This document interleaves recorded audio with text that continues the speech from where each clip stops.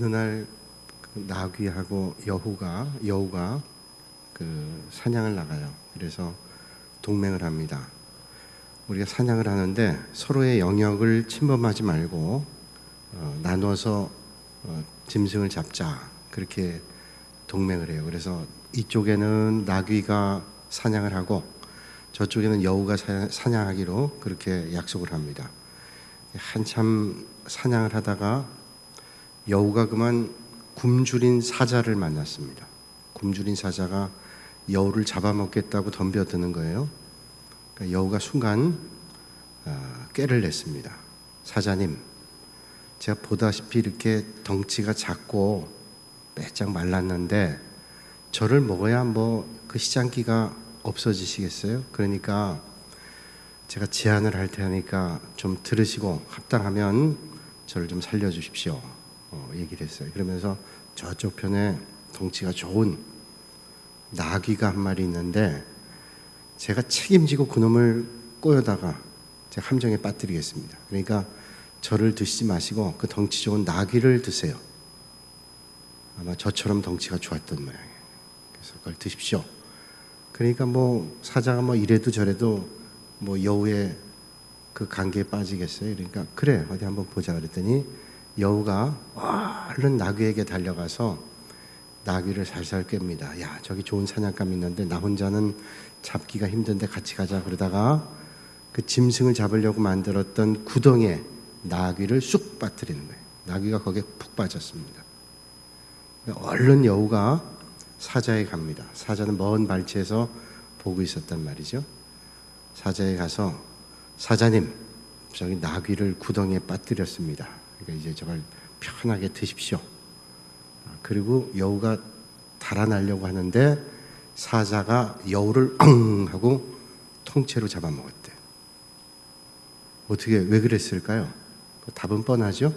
구덩이는 나귀야 천천히 먹어도 자기 밥이고, 여우야 지금 빨리 먹고 에피타이저로 먹고 메인 디쉬로 나귀를 먹으면 되는 거 아니에요? 이솝 우화에 나오는 이야기입니다. 여기서 우리가 배워야 될 교훈이 하나 있죠. 악한 자는 망한다. 악한 자는 망한다. 그러잖아요. 악한 자가 망하지 않으면 그것도 잘못된 일 아니에요? 악한 자는 망한다. 권선징악, 우리가 얘기하는 이야기 아니에요? 신학적으로 얘기한다면 사람을 망하게 하려고 하는 음모는 결국은 하나님께서 내버려 두지 않고 심판하신다는 거예요. 그게 하나님을 믿는 우리의 믿음의 자세 아니에요? 성도는 그래서 하나님 앞에서 늘 선한 삶, 하나님께서 기뻐하는 삶, 바른 삶을 살려고 애를 쓰죠. 우리가 연약하고 부족해서 넘어지기도 하고 쓰러지기도 하지만 우리가 세상에 살면서 악한 마음을 품고 사는 건 믿음의 사람이 아니란 말이죠. 그래서 악한 마음이 혹여라도 들어오면 회개합니다. 왜 나에게 이런 마음이 올까? 그리고 자기를 돌아보는 것이 믿음의 사람이라는 거예요. 우리 지난주에 수요일의 말씀을 떠올려 보면 바울이 사내들인 공회에서 이런저런 변론을 하기 전에 이제 저들 바리새인들과 사두개인들이 이제 서로 논쟁이 붙고 이런 복잡한 순간 가운데 이러다간 천부장이 이 바울이 상함을 당할 것 같아서 영내로 데려갔습니다. 그러니까 바리새인과 사두개인들, 이 사람들이 사내들인 공회의 전부 구성원들인데 제대로 재판받지 못하고 로마의 영내에 갇히게 됐어요. 그날 밤에 예수님께서 바울 곁에 나타나셔서 말씀하셨죠. 그래서 23장 11절에 말씀하기를 그날 밤에 주께서 바울 곁에 서서 이르시되 담대하라, 네가 예루살렘에서 나의 일을 증언한 것 같이 로마에서도 증언하여야 하리라 그랬어요. 그 얼마나 힘이 됐을까요? 지금 예루살렘에서 어려움을 당하고 있는데 네가 여기서 나를 증언한 것처럼 로마에 가서도 나를 증언해야 된다. 그럼 적어도 지금 어려움 가운데 있지만은 여기서는 그가 죽음을 당하지 않는다는 거예요. 그래서 이 어려움을 피해 나갈 수 있다는 메시지가 거기 있잖아요. 다른 사람도 아니고 주님께서 그 말을 주실 때 얼마나 위로가 되고 힘이 됐겠어요. 그날 밤에는 비록 영어의 몸으로 끌려 있었지만은 희망이 있었어요. 그래, 하나님께서는 반드시 내가 가고자 했던 로마로 인도하실 거다. 마음의 격려가 됐어요. 근데 그날 밤이 지나고 아침이 됐는데 현실은 로마의 감옥이란 말이에요. 로마의 영내에 갇혀 있는 겁니다. 어젯밤에는 막 힘이 났는데 그 다음날 아침이 됐는데 현실은 갇혀 있는 몸이에요. 그러니 또 아침에 낙심이 오지 않았겠어요? 우리도 종종 그런 일 경험합니다. 하나님의 말씀을 듣고 하나님 주시는 은혜를 만나서 힘이 나고 격려가 되는데 현실을 볼 때는 힘겹고 어려운 일을 만날 때 있어요. 그럴 때 믿음이 흔들리기 시작하면 낙심이 됩니다. 과연 하나님께서 역사하시는가? 이 어려움을 주님은 알고 계시는가? 라는 낙심이 어느 순간 우리에게 들어올 수가 있다는 겁니다. 근데 여러분, 주님께서는 우리가 어떤 순간에도 주님만을 바라보기를 원하고 계시는 거예요. 모든 일이 잘 될 때뿐 아니라 우리의 삶의 자리에 힘겨운 자리에도 주님께서는 우리의 눈을 주님만을 향하기를 원하고 계십니다. 히브리 격언 가운데 그런 말이죠. 앞뒤가 꽉 막혀 있다면 하늘은 뚫려 있다는 사실을 알아라. 앞뒤가 막혀 있다고 전부 막혀 있는 게 아니에요. 앞뒤가 막혀 있는 순간 우리는 볼 수 있는 게 있어요. 그때 우리는 비로소 보지 못했던 하늘을 보는 거예요. 늘 앞만 보고 옆만 보고 뒤만 보고 살았는데 앞뒤가 꽉 막히는 그 순간을 만날 때 어찌하나 그러다가 하늘을 바라보면 그게 뚫려 있는 것이에요. 여러분, 이 바울이 힘겨운 삶의 자리를 만났지만 그 순간 하늘의 역사를 만나는 축복의 시간이 됐다는 사실이에요. 자, 바울은 말하자면 아침에 눈을 떠보니까 사면초가입니다. 안에서는 로마의 영내에 그가 묶여있는 몸이고 밖으로 나가도 그는 절대로 순탄하지 않은 그런 현실이 그를 막고 있었어요. 상황이 그랬습니다. 그러나 암울한 상황, 불가능한 상황, 어려운 상황 가운데 있었다 할지라도 바울은 하나님을 믿는 사람이었다는 거예요. 그리고 틀림없이 어젯밤에 주님께서 네가 예루살렘에서 증거했던 것처럼 로마에 가서도 나를 증거해야 되겠다고 하는 그 말씀이 그를 붙잡아 줬어요. 사랑하는 여러분, 여러분의 삶의 자리에 어떤 일을 만나든지 하나님이 약속해 주시는 하나님의 말씀을 붙잡으실 수 있기를 주님의 이름으로 축복합니다. 믿음의 사람은 뭐예요? 하나님의 가능성을 볼 수 있는 사람이에요. 앞뒤가 꽉 막히고 답답한 삶의 자리에도 믿는다는 건 뭐예요? 하나님을 믿는다는 건 뭡니까? 오늘의 현실 가운데도 하나님이 보여주시는 역사, 하나님의 가능성을 볼 수 있는 게 믿음의 사람이에요. 그러니까 세상 사람들은 낙심하고 좌절해서 이제 못 살겠다. 그리고 삶을 정리해도 믿음의 사람들은 믿음 가운데 고백하잖아요. 믿음의 사람은 때로는 넘어지긴 하지만 절대로 KO 당하지 않는다. 그래서 난 망하지 않아. 하나님을 의지할 거야. 그래서 낙심의 순간에도 하나님을 의지해요. 이 밤에 여러분 삶의 자리에 힘겨운 일이 있다 할지라도 여러분을 만나주시고 이끌어주시는 하나님의 손길을 만나실 수 있기를 주님의 이름으로 축복합니다. 하나님은 하나님을 붙잡는 자, 하나님의 인도하심을 바라는 자, 하나님의 역사하심을 기대는 자에게 오늘도 역사하시는 거예요. 그런 믿음의 사람에게 하나님은 오늘도 역사하시는 거예요. 하나님은 우리가 생각할 수 없는 때, 생각할 수 없는 방법으로 역사할 때가 있어요. 그래서 우리가 아무것도 할 수 없다고 할 때 하나님의 역사를 보면서 우리는 놀라움을 느끼죠. 아하, 그래서 인간의 포기는 하나님의 역사다. 몰트만이라는 신학자는 희망의 신학이라고 하는 책에서 그런 말합니다. 인간의 포기는 하나님의 시작이다. 인간의 절망은, 인간의 끝은 하나님의 시작이다. 여러분, 연약한 사람들이 이거저거 다 해보다가 안 될 때 그때 낙심하잖아요. 그러나 믿음의 사람은 다 해보고도 안 돼요. 그때 깨닫게 되는 거야. 아, 정말로 의지해야 될 것, 정말로 붙잡아야 될 것들이 하나님이었구나. 그래서 인간의 절망, 인간의 끝은 하나님의 시작. 그 순간에 하나님의 역사를 볼 수 있는 거예요. 여러분, 하나님의 섭리 생각하지도 못했던 때 도저히 생각할 수 없었던 방법으로 하나님이 하시는 거예요. 그게 하나님의 섭리입니다. 그래서 로마에까지 가야 된다고 하는 주님의 말씀을 듣고 그 위기 가운데 하나님의 섭리로 바울은 하나님의 역사를 보게 되는 거예요. 자, 오늘 말씀 보면 바울을 죽이려고 하는 음모가 이제 12절부터 15절까지 그리고 20절과 21절에 이렇게 말씀 나와 있는데 오늘 23장 20절과 21절 말씀을 같이 한번 보시죠. 23장 20절 21절 시작. 대답하되 유대인들이 공모하기를 그들이 바울에 대하여 더 자세한 것을 묻기 위함이라 하고 내일 그를 데리고 공회로 내려오기를 당신께 청하자 하였으니 당신은 그들의 청함을 따르지 마옵소서. 그들 중에서 바울을 죽이기 전에는 먹지도 않고 마시지도 않기로 맹세한 자 40여 명이 그를 죽이려고 숨어서 지금 다 준비하고 당신의 허락만 기다리나이다. 그렇게 말씀을 해요. 자, 오늘 말씀 시작하면서 그 바리새인들, 그 바울을 죽이겠다고 하는 사람들이, 유대인들이 당을 졌어요. 당을 져서 뭘 했냐면 이 사람들이 한 40여 명이 특공대가 조직이 돼서 바울을 죽이기 전엔 먹지도 않고 마시지도 않겠다. 그 자기들 목숨 걸고 바울을 죽이겠다는 거예요. 그리고 대제사장 장로들에게 가서 말하면서 맹세합니다. 자기들만 약속하는 게 아니라 대제사장 그리고 바리새인 그 장로들에게 가서 약속하는 거예요. 우리가 바울을 꼭 죽이겠다는 말이에요. 그래서 죽이기 전엔 우리가 죽습니다. 못 죽이면 우리가 죽습니다. 이거 아니에요? 굶어 죽겠다. 먹지도 마시지도 않겠다. 비장한 각오로 참 귀한 일 하죠. 바울을 죽이겠다. 하나님 사람. 그러면서 이렇게 하는 거예요. 그래서 계략까지 세웁니다. 어떤 계략이에요? 자, 다시 한번 공회로 끌고 나와가지고 변론을 하자는 거예요. 그 천부장이 그렇게 얘기하면 끌고 나올 거 아니에요. 그럼 그때 그 끌려 나오는 순간에 이 40여 명의 특공대가 매복하고 있다가 죽이고 도망가는.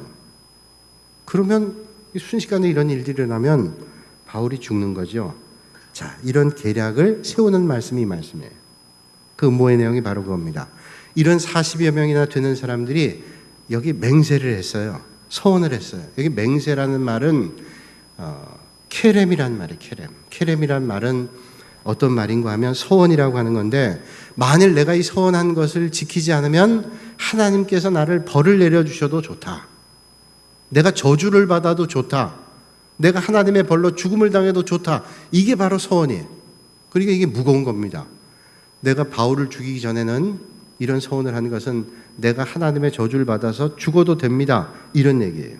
바울 죽이는 일입니다. 당을 지어서 40여 명이 이제 바울을 죽이겠다고, 하나님의 사람을 죽이겠다고 혈안이 돼 있어요.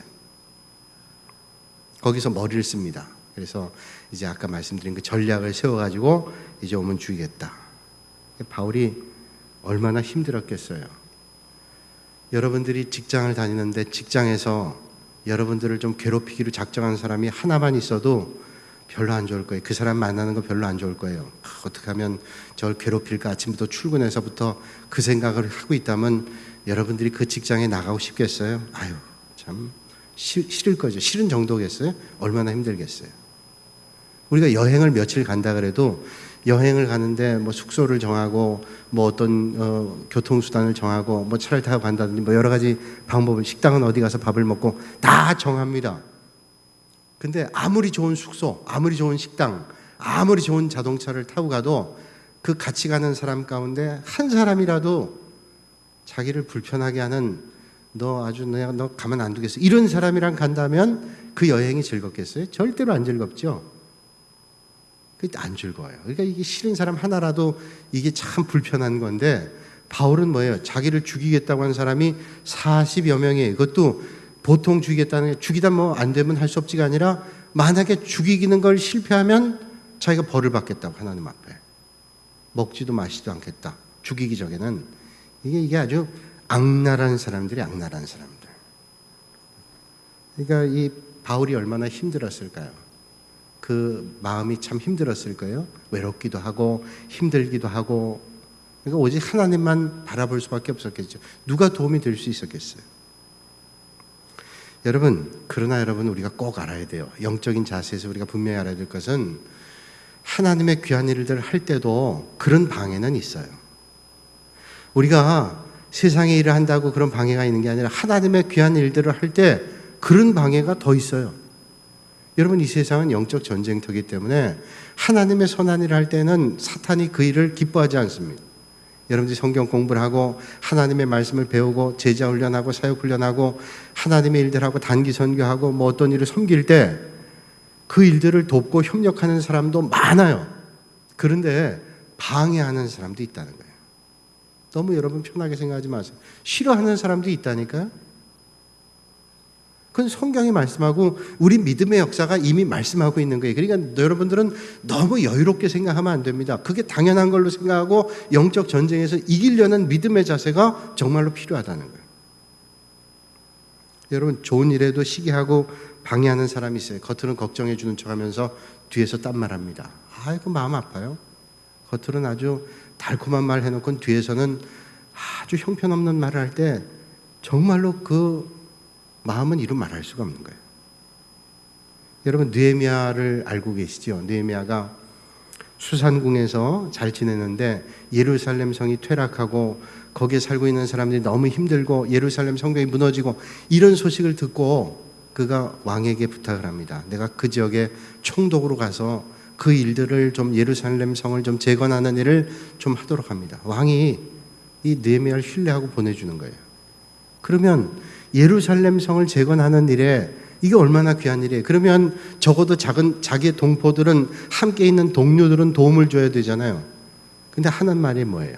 하는 말이 야야야, 그 성에 여우 한 마리가 올라가도 그 성이 무너지겠다. 네가 짓는 성은 형편없다, 이거 아니에요? 같이 벽돌을 날라주거나 협력하는 건 고사하고 야야 그 무너지겠다, 야 여우 한 마리가 올라가도. 그러니 얼마나 낙심되겠어요. 그것뿐이겠어요? 산발랏, 도비야, 게셈 같은 사람은 아주 적극적으로 방해합니다. 그래서 어떻게 하면 느헤미야를 무너뜨릴까? 그 성을 재건하는 일을 방해하는 거예요. 그래서 말하잖아요. 오노 평지에서 우리가 만나자. 기묘하게 할 말이 있다. 그래서 이야기합니다. 근데 느헤미야는 영적으로 깨어있는 사람이라 그 계략을 아는 거죠. 야, 나 지금 예루살렘 성 재건하기에도 바쁜데 오노 평지까지 갈 이유가 없다. 거절합니다. 그리고 성을 재건해요. 만약에 오노 평지에 갔다면 거기서 죽음을 당했을 거예요. 그러니까 여러분, 오늘 우리가 하나님의 일을 할 때 너무 여유롭게 생각하면 안 됩니다. 영적 자세를 반드시 갖고 올바른 믿음의 각오를 가지고 시험에 빠지지 않고 분별력을 가지고 올바로 깨어있지 않으면 여러분, 여우에게 나귀가 속듯이 구덩이에 빠질 수도 있어요. 깨어서 하나님을 바라보고 하나님 주시는 지혜로 한 걸음을 한 걸음 걸어가야지 자칫 잘못했다가는 헐렁 나귀처럼 빠지는 거예요. 이스라엘 백성들이 가나안 땅에 들어갈 때요, 하나님께서 이스라엘 백성들에게 가나안 땅에 들어가면 절대로 저들과 화친하지도 말고 완전히 진멸하래. 동물까지 싹 죽이래. 애까지 다 죽이래요. 너무 무서운 하나님이네. 하나님의 긍휼과 자비도 없나? 그 긍휼과 자비가 없는 하나님이세요. 하나님은 그렇지 않잖아요. 하나님은 이스라엘 백성들을 너무 사랑하기 때문에 저들이 가나안 땅에 들어가서 만약에 가나안 사람들과 어울려 살다 보면 영적인 오염이 들어가서 저들의 생명이 되시는 주님만 바라보지 못하고 농사짓는 일에, 그리고 그 땅에 사는 일에 매여서 가나안 땅 족속들과 함께 하다가 결국은 주님을 잊는 삶을 사는 것을 알고 계시는 거예요. 그러니까 절대로 그들과 함께하면 안 된다. 싹. 근데 기본 족속이 와서 변장을 하고 오잖아요. 멀리서 온 것처럼 변장하고 와서 우리가 힘든데, 그래서 그 속아가지고 홀랑 넘어갔어요. 그래서 잘못된 약속을 합니다. 그게 이스라엘 백성들의 끝까지 고통을 주는 거예요. 그러니까 여러분, 오늘 이 땅에 사는 영적 전쟁터에서 깨어있지 않으면, 하나님의 말씀 가운데 날마다 분별력을 갖지 않으면 모르는 순간에 나귀와 같은 신세가 될 수 있어요. 여러분, 그러면 어떻게 해야 될까요? 오늘 바울이 진퇴양난 사면초가 이런 어려움 가운데 있었어요. 근데 여러분, 바울은 적어도 하나님의 나라를 위해서 목숨을 걸었어요. 그러니까 얼마나 복된 사람이에요. 당을 지어서 바울을 죽이겠다고 그랬던 사람들을 보면 얼마나 불쌍한 사람. 여러분 생각해 보셨어요? 바울을 죽이기 전에는 먹지도 마시지도 않겠다는 사람들이 바울을 죽였어요? 못 죽였어요. 그러면 바울을 죽이려고 했던 40여 명은 굶어 죽었나요? 여러분 성경에 보세요. 그 40여 명의 특공대들이 그러면 틀림없이 바울을 못 죽였으니까 어디선가 굶은 시체로 40여 명이 통째로 등장했다, 이해되는데 안 나타났어요. 얘들은 또 색깔 바꾼 거예요. 결국은 어찌 될지 모르지만 그 인생은 복된 인생은 아니었을 거예요. 바울을 죽이지도 못하고 그들은 굶어 죽지도 못했을 거예요. 왜? 그들은 올바른 믿음의 자세가 아니었기 때문에. 자, 이 어리석은 사람들이 있어요. 그러니까 오늘 우리가 믿음의 전쟁터에서 영적 자리에서 날마다 깨어서 하나님을 바라보실 수 있는 지혜로운 여러분들이 되시기를 주님의 이름으로 축복합니다. 바울을 죽이려는 음모에 대해서 하나님께서 어떻게 섭리하셨어요? 16절 말씀 보니까 바울의 생질이 그들이 매복하여 있다 함을 듣고 와서 영내에 들어가 바울에게 알린지라. 여기 바울의 생질이 나와요. 아마 예루살렘에 바울의 가족들이 있었을 거예요. 그런데 하나도 나오지 않는데 딱 하나 나오는데 생질이 나와요. 생질은 누구냐? 생질은 아마 누나의 자식이었을 거예요. 누나의 아들. 그러니까 이 바울의 생질이 그랬을 거예요. 가까운 사람이죠. 근데 이 생질이 영내, 로마의 영내까지 와요. 영내까지 와서 그 특공대 조직된 그리고 그 계략을 다 얘기해 주는 거예요. 야, 이거 놀랍지 않아요? 지금 영내에 갇혀있는 바울이 그 일을 알 수가 없어요. 그리고 그런 일들은 이미 특공대와 대제사장과 그리고 거기 장로들만이 알고 있었던 비밀이었을 거예요. 그 바울을 죽이겠다는 일을 뭐 광고하고 하겠어요? 빨리 죽이려면, 그리고 죽인 사람이 누군지를 알리지 않으려면 살짝 해야 되니까 아주 비밀리했을 거예요. 그런데 어떻게 바울의 생질이, 다른 사람도 아니에요, 바울의 생질이 그 사실을 목격하고 알고 있었고 그 사실을 어떻게 영내에 가서 직접 전할 수 있었어요. 이게 만약에 사람들에게 건네 왔다면 바울이 그 말을 들을 수도 없었을 거예요. 근데 바울의 생질이 그 사실을 알고 이런 계략이 있으니까 조심하십시오. 야, 이거 놀라운 일 아니에요? 바울의 생질이 어떤 사람인지 몰라요. 그 사람이 뭐 어떤 직업을 가지고 있는지, 나이가 얼마나 됐는지 성경에는 하나도 나와 있지 않고 이 사건만 얘기하는데 그냥 추측해 보면 이 사람도 꽤 그래도 지위가 있었던 사람일 것 같아요. 그러니까 로마의 영내로 들어와서 바울을 면회하고 이런 사실을 전할 수 있는 그런 위치가 됐고, 또 그 특공대들이 얘기하는 걸 들을 수 있는 거라면 이 사람도 그런 영향력이 어느 정도 있는 사람이란 말이에요. 참, 이게 그전엔 나타나지 않았던 바울의 생질이 로마의 영내에 갇혀있던 바울을 만나기 위해서 그 사실을 알고 왔다는 거예요. 이게 누가 하신 일일까요? 하나님이 하신 일이에요. 여러분, 아무리 숨기고 아무리 계략을 하고 아무리 악한 일을 도모해도 하나님이 하시는 일들을 막을 길이 없어요. 그걸 우리는 하나님의 섭리라는 거예요. 이게 우연일까요? 우연히 바울의 생질이 거기 있다 그거 듣고 우연히 영내로 들어가서, 아니에요. 하나님의 섭리는 놀라워요. 여러분, 하나님은 하나님의 뜻을 오늘도 하나님의 계획 가운데 틀림없이 이루고 계시는 것을 믿으시길 바랍니다. 그러니까 우리는 하나님의 뜻은 오늘도 틀림없이 이루어지니까 그 하나님 앞의 뜻 앞에 우리가 어떻게 쓰임받는가, 이게 중요한 거예요. 뿐만 아니라 오늘 말씀 보면 참 어떤 의미에서 좀 이해가 안 되는 게 있는데, 천부장이에요. 오늘 보니까 천부장에게 바울의 생질이 갔어요. 이제 바울이 백부장을 불러가지고, 백부장님, 이 청년이 와가지고 이런저런 계략에 대한 천부장에 대해서 천부장에게 할 얘기가 있답니다. 그 음모에 대한 얘기는 안 했던 것 같아요. 천부장 가서 할 말이 있습니다. 백부장이 그 말을 듣고 이 청년을 데리고 바울의 생질을 데리고 천부장에게 또 가요. 이게 가당한 일이에요? 쉽지 않은 일이잖아요. 천부장을 누가 쉽게 만날 수 있겠어요?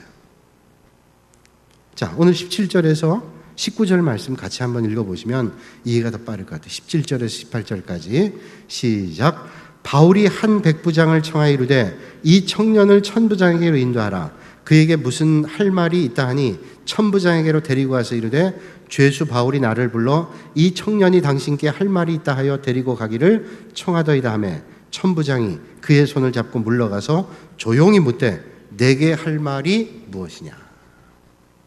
야, 이거 참, 전 이 말씀 보면서 참 하나님 하신 일 놀랐구나. 천부장에게 백부장이 데려간 것도 놀라운데 천부장이 이 청년의 손을 잡아요.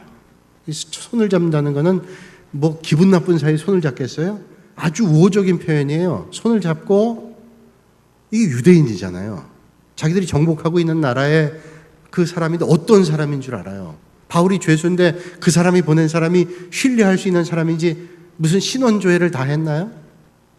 제 군대에 있을 때 비밀문서 담당하고 신원조회 담당하는 정보처의 서기병이었어요. 근데 뭐 사단장, 당번병, 무슨 참모장, 당번병, 참모, 당번병 이런 사람들은 다 신원조예요. 그래서 이 사람들이 적합한지 아닌지 다 하면 한 보름 정도 있으면 보안 부대에서 연락이 옵니다. 쫙 나오면 어떤 사람은 미 대사관 들어가서 방화 사건에 연루된 사람, 그러면 이제 쭉 나와서 그 사람이 가당한지 안 한지 적부 심사를 해요. 그래서 이 사람 당번병으로 안 된다. 왜? 참모나 사단장, 당번병들은 비밀 문서를 가까이 접할 수가 있어요. 제가 이제 그 일들을 감당했는데 다 드러나는 거예요. 그래서 아주 중요한 정보 가까이 있는 지휘관 옆에는 그런 사람들이 있을 수가 없어요. 그런데 천부장이라는 그 정복국가의 고위, 말하자면 장교란 말이죠. 그 사람 앞에 이 죄수가 얘기한 사람이 갔는데 이 천부장이 손을 잡고 그 사람을 또 데리고 가서 조용히 얘기하는 거예요. 할 말이 뭐냐? 이게 가당한 일이에요? 오히려 보초를 세우고 무기를 다 가지고 무슨 할 말이 있냐 이렇게 얘기해야 마땅하지. 조용히 이렇게 천부장이 글쎄 뭘 깨달았는지 모르겠지만 이게 하나님이 하신 일이에요. 사람들이 있는 데서 만약에 얘기했더라면 이 얘기를 하면 이 일이 백부장을 통해서 또 주변에 있는 사람 통해서 이 일들이 알려지게 될 거 아니에요. 그러면 생질도 바울도 위기를 만날 수가 있는 거예요. 자, 이 일이 뭐냐? 이거 보면 하나님이 하시는 거예요. 천부장은 제가 보니까 하나님 알고 있는 사람 아니에요. 예수 믿는 사람 아니에요. 그런데 믿지 않는 사람을 통해서도 하나님은 역사하시는 거예요. 이런 믿음의 사람, 오늘도 하나님의 일들을 감당하는 사람을 하나님께서는 때로는 믿지 않는 사람들 통해서라도 하나님은 하나님의 역사를 이루고 계시다는 거예요. 여러분들이 하나님의 일을 감당할 때 하나님께서는 여러분의 앞길에 만나는 많은 사람들, 많은 환경들을 통해서도 하나님은 여러분들의 길을 열어주시는 디딤돌들을 만들어주고 계시는 거예요. 틀림없이 그런 하나님께서 여러분들을 인도해 주실 줄로 믿습니다. 어떤지는 모르겠어요. 천부장을 하나님께서 만지셔서 그 마음이 이렇게 열려지게 하셔서 그 말을 듣게 했는지는 모르겠어요. 하나님의 역사에는 하나님께 쓰임받는 도구들이 있는데 천부장이 그랬던 것 같아요. 오늘 말씀 준비하면서 아주 오래된 얘기인데 떠올랐어요. 제가 군대 훈련소를 갔는데 제가 좀 늦은 나이에 갔다고요. 대학 졸업하고 갔으니까 24살쯤 됐나요? 5살쯤 됐나요? 대학 졸업하고 바로 갔어요. 가니까 좀 훈련병보다 나이가 좀 많았어요. 근데 가서 있는데 첫날 그 내후반의 일들을 감당할 사람을 뽑아요. 그런데 생각지도 못했는데 저를 부르더라고요. 그러더니 저한테 그 안에 있는 행정적인 것들을 하라는 거예요. 그러면서 훈련도 몇 번씩 빼줘요. 훈련하는 것보다 그래도 뭘 쓰는 게 편하거든요. 배려를 많이 해주는 거예요. 이게 왜 그런가 그랬더니 알 방법도 없고 그 며칠을 지났는데 이상하게 그 내반에 그 중대장이 있는 대위였어요. 그분이 아주 저를 배려해 주더라고요. 그래서 왜 그런가. 그래서 한 일주일쯤 지난 다음에 그분이 얘기하는 거예요. 내가 목사 아들이야. 제가 신학대학 마치고 왔으니까 이분이 저를 도와준 거예요. 목사 아들이야. 근데 목사 아들이 또 다 그러겠어요? 목사 아들이야 그러면서 저를 배려를 많이 해주는 거예요. 그래서 그때 물 사정이 안 좋았는데 저녁 때 훈련 받고 들어오면 세수대야 하나에다 물을 주면서 다 씻을 거 다 씻으래. 씻을 거 다 씻긴 금을 가지고 먹기도 바쁜데 그래서 금을 다 먹었다고요. 그랬더니 뒤에서 보고 있다가 또 한 바가지를 더 주는 거예요. 그러면서 아무 말도 안 하고. 그러니까 은근히 도와준 거예요. 행군할 때는 행군할 때 가면 뒤에서 따라오면서 힘들면 저기 앰뷸런스 내가 가져왔으니까 타라고. 그래가지고 제가 또 자존심이 있잖아요. 어떻게 날름 타요. 그래서 안 탄다고 안 탄다. 근데 마음에는 얼마나 위로가 되냐면 내가 힘들면 저거 탈 수 있다. 그게 격려가 되는 거예요. 나중에 훈련 다 마칠 때 보니까 그분이 얘기하는 거예요. 나도 신학교 졸업했어. 저희 학교는 아니고요. 중소교단의 신학교를 졸업했어요. 그리고 학사장교로 오신 분이에요. 그러면서 신학 공부하는 거에 대한 얘기도 하고 아주 좋은 시간 가졌어요. 참 그 훈련소 내에 신학대학 나온 사람은 그 사람밖에 없고 목사님 아들도 그 사람밖에 없어요. 어떻게 그렇게 연결이 돼서 도움을 줬는지 아주 도움 많이 받았어요. 마음적으로 큰 힘을 받았어요. 여러분들이 오늘도 믿음의 길 걸어갈 때 하나님께서는 우리가 알게 모르게 하나님의 섭리로 여러분들의 걸음도 틀림없이 인도하시는 하나님의 역사를 만나게 될 줄로 믿습니다. 하물며 하나님의 일들을 이루어 나갈 때 하나님께서 여러분들에게 디딤돌을 만들어 주시고 하나님의 섭리와 역사로 인도하시지 않겠어요? 그리고 또 천부장이 말하잖아요. 이 생질에게 너 이 얘기는 절대로 나가서 이런 일을 했다고 얘기하지 말라. 두 가지예요. 하나는 만약에 이 얘기를 했다 그러면 이 생질이 위기에 빠질 거고, 또 하나는 이 음모가 분명히 이 특공대에게 들어갈 거예요. 그러면 이 계획을 바꿔가지고 다른 걸로 바울을 죽이려고 할 거예요. 그러니까 이걸 비밀리에 딱 붙인단 말이죠. 생각해보면 바울이 3차 전도행하고 예루살렘 가서 내가 거기 가면 내가 어떤 일을 당할지는 모르지만 주님께서 맡겨주신 사명을 내가 끝까지 감당하겠다. 그리고 예루살렘 갔어요. 어려움 겪었어요. 그러나 그 어려움 중에도 하나님의 역사는 멈추지 않고 하나님의 사람들을 통해서 오늘도 틀림없이 이루어져요. 여러분, 오늘도 하나님의 나라를 위해서 하나님의 역사는 믿음의 사람들을 통해서 틀림없이 이루어지고 있다는 거예요. 그때 여러분, 주님의 역사 앞에 믿음으로 반응해서 하나님의 섭리로 아름다운 일들을 이루실 수 있는 여러분들이 다 되시기를 주님의 이름으로 축복합니다. 그때 주님께서는 우리에게 아름다운 은혜를 베풀어 주실 거예요. 잠언 29장 25절에 말씀합니다. 사람을 두려워하면 올무에 걸리게 되거니와 여호와를 의지하는 자는 안전하리라. 이 땅에 살면서 사람 두려워하지 마세요. 그러면 올무에 걸립니다. 그러나 하나님만 의지하는 사람은 안전해요. 여러분, 어떤 자리에 있든지 여러분 삶의 자리에서 저 사람 참 두려운데 힘든데 그것 때문에 두려워하지 마세요. 그러면 올무에 빠져요. 그러나 아무리 두려운 상황이 있다 할지라도 하나님을 바라보고 하나님 의지하면 어떤 위기의 상황에도 안전할 거예요. 바울은 하나님께서 맡기신 사명을 감당하는데 하나님 그 일을 감당하기 위해서 눈동자같이 돌봐주셨어요. 오늘 저와 여러분들이 하나님만 의지해서 위대한 하나님의 역사를 이루실 수 있기를 주님의 이름으로 축복합니다. 거룩하신 아버지 하나님, 오늘도 이 밤에 저희를 불러주시고 하나님을 예배할 수 있도록 은혜 주시니 감사합니다.